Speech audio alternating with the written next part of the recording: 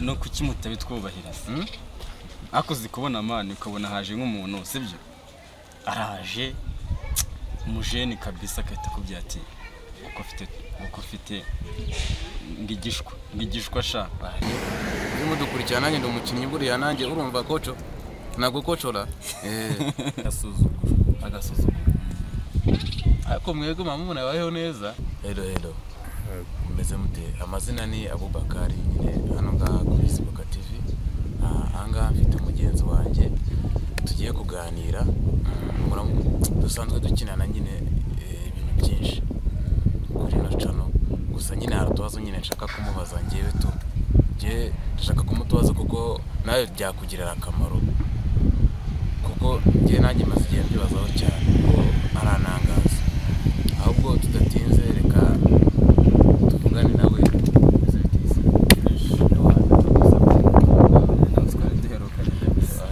duherukana kera cyane nko mu mwaka umwe nyine cyangwa imyaka ishusho yavuga yitwa gutembuye Imana size abantu uko bazayireba barayirebye iki n'abantu cyane n'abantu ariko ari ibintu ngemba nibaza buriya ibintu za reba akakazo ukora kawe kuki ariko wahisemo football ndabona wayikina kandi kirabona ikirago ibiki byose ariko nuko iki nta muntu ugira kina football ufite akaguru nk'akagani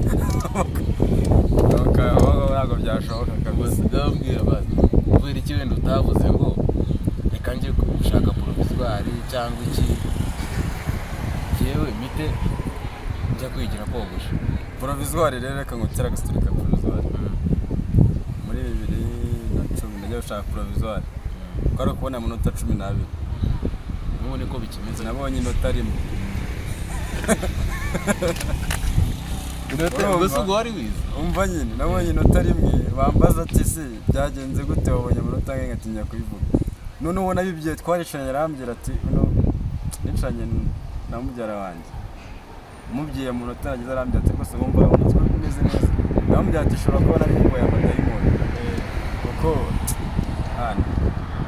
abantu mbaje bahise gatuma nibuka ibintu byara ariko buriya kuri ubundi yagiye ajya gukora n'ikintu nyine wenda gikuyemo muri famille kuko wenda nyine nkatwe twe turabashoferi ngo nshobora kujya kwishaka nyine nkayibona nyine ntabwo nawe nyine ushobora kujya kugashaka n'ubundi utari umushoferi n'ubundi kakabona ntabwo byabura ariko nk'icyo kintu ngiye byaranangaje ukuntu muri uyu mujyi haba harimo imikino myinshi noneho wowe cyangwa nyine akazi ko gukora kenshi ukaba wenda utaragiye nko gucuruza amata ikora iki ukigira ngaha kogosha ahubwo yumva nkubwire ntacyo nakoze ntacyo utakoze ahubwo ngewe sinzi akazi ka mbere narakoze ndakora nzana n'uruhare nirazanye n'uruhare dore mutatoranyije uriya kazi nakoze rero nahisemo akangaka bitewe nuko ariko nagiyemo nkabona byibuze birakunze ako nakoze ibiciro bya mbere wakoreye byinshi bitari ibanga ni ibihe wakoreye cyangwa ni ibanga byinshi nakoreye ibanga ry'akazi ngaho byumva n'ibanga ry'akazi mba nibiki ariko nyine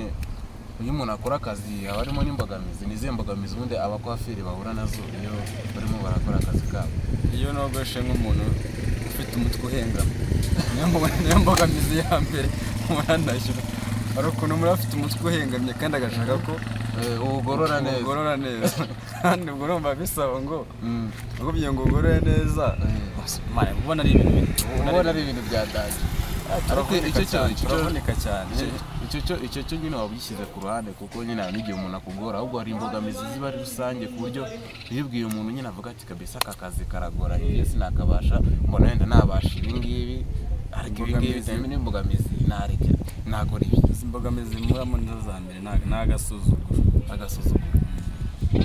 ariko mwebwe mamuna yabayeho neza baze gukora mu muntu wibibashye ukamukora mu mutwe ibyo byo wagiye wanze ukabitekereza no kuki mutabitwubahiriza akoze kubona amani ukabona haje nk'umuntu sibyo araje umujeni kabisa akahita kubya ati uko ufite ngigishwa sha ariko ibyo ntabwo ibyo bintu nk'aho hantu hari igihe noneho uwo muntu nawe rwose ntago abatekereza ahangaha turi mu mujyi wundi ntago amafaranga nk'aya ngaho bayogora aya mafaranga ubundi ni mututu hariya hepfo no ku mayaga hariya hepfo ubundi ahangaha ntago naho ngaho ntabwo hakiri mu cyaro naho ngaho ntabwo akiri mu cyaro naho hari umuntu nta cyaro kikiri mu gihugu ariko urebye ibyibuza biri kugenda hari ukuntu bigenda bizamuka gusa nyine nta imbogamizi ntago zabura. Noneho inama wagira abantu nyine ukanabashishikariza nyine gukora akazi kawe k'ubukwaferi. Ati nageze kuri ibi ngibi, abantu nyine bakora n'ubukwaferi kuko wenda mu buzima bibafasha iki.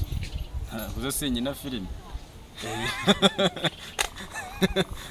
ndakinye filime ariho bamenye iyo bataza kubona ko ndi muri ko kazi ntabwo bari kumenya. Gusa urumva badakwiye ahubwo. None se umuntu ashaka nko kwiga nyine umwuga wawe nyine uri umuhanga ahangaha mu mugi, umuntu ashaka nko kwiga uyu mwuga wanjye cyagenda biti?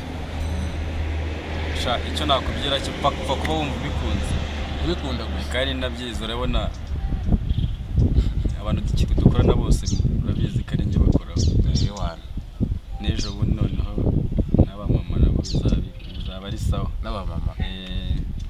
Noneho ubu ngubu urimo urapanga gukora ikintu kiri big bya hatari ku buryo umuntu ejo azareba akavuga ati kabisa Yusufu noneho ntago kuba ndi muri ibi ngibi bya sinema ntago navuga ngo narabishobora. Ubundi urashaka ubundi nuko udashaka utubura urashaka kumbwira se ko ndi muri ibi ngibi akazi ko bimeze biti. Ntago ko nakajugunya buriya uzitondere iriya bari isuka. Isuka yatumye tumenyana n'aba bose. Wananga muri mugi kabisa.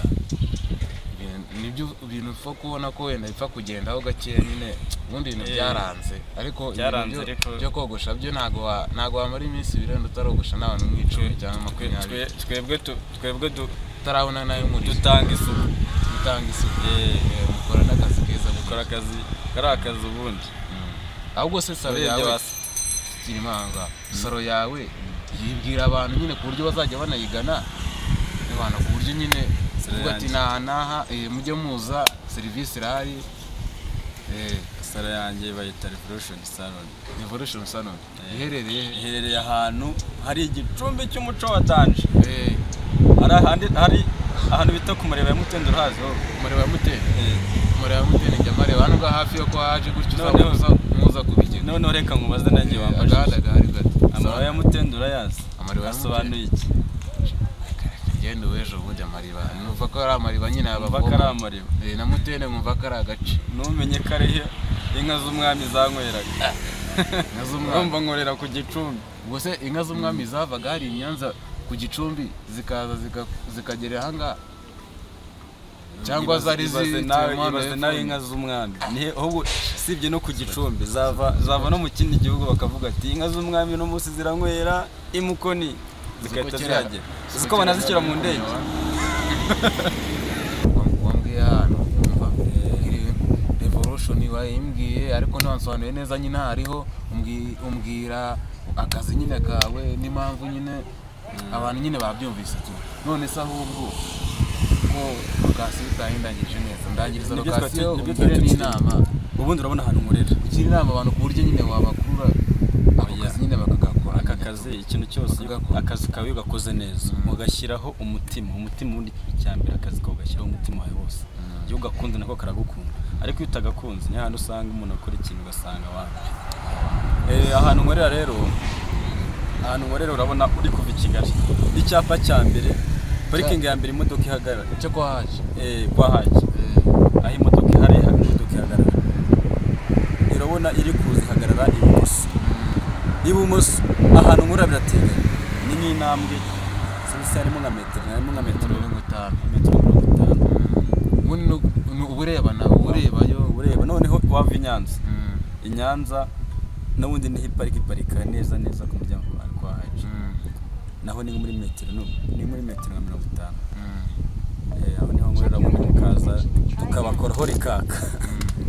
None se utagira abantu inama nyine bagira inama nyine uburyo nyine umwana nyine uriya mwuga nabiga gute nta makuru mufiteho ati bagira inama nyine tu. Inama nababyira rero mwabantu mudukurikiye, inama nababyira ikintu cyose ugiye gukora ukagishyiraho umuhati kirakugaburira. Urabona ibintu nkora bikoze igihe urabizi nta handi hantu nkora. Ikintu cya mbere kandi ni ukubikunda. Ukunda akazi ukora iyo ugakunze kandi ugashyiraho umutima. Ikindi kandi ube uri smart, kandi ikindi ube mu mutwe ufungutse ku buryo umuntu naza akubwira ati nkorera iki ukimukora ku buryo agenda akavuga ati kabisa uriya muhungu ibintu ankoreye bizatuma nanagaruka. none se ubu ni abantu dukina n'ababa badakeye baba bari ku nabwo cyangwa ariko biterwa na role hari igihe aza n'ubundi asa nabi nyine biterwa na role yakinyemo ariko none hagera naho gusa neza nanjye ako kazi nanjye ibaze akazi kose mba ndi gukora muri filime nkakora nako ahantu hose nyine umuntu bagomba kubafata ngo nayo ngayo tukajya dukina filime nayo yashyize mu mufuka nabyiyumviye rero ukuntu uno muhungu wacu ahangaha nyine aba ameze abafunzemo ukuntu kabisa nyine nawe niba ushaka kwamamaza ikintu cyawe Zibuka TV hano ngaha mu karere ka Nyanza i Nyanza. Ubwo ngubwo turasigara nimero hasi uzandikeho nyine uzatwandikire uzane igikorwa tukwamamarize. Murakoze cyane. Uyu nguyu yari Yusufu niwe dukina ariko nanjye ndi umukinnyi urimo dukurikirana nanjye ndi umukinnyi buriya nanjye urumva koco nagukocora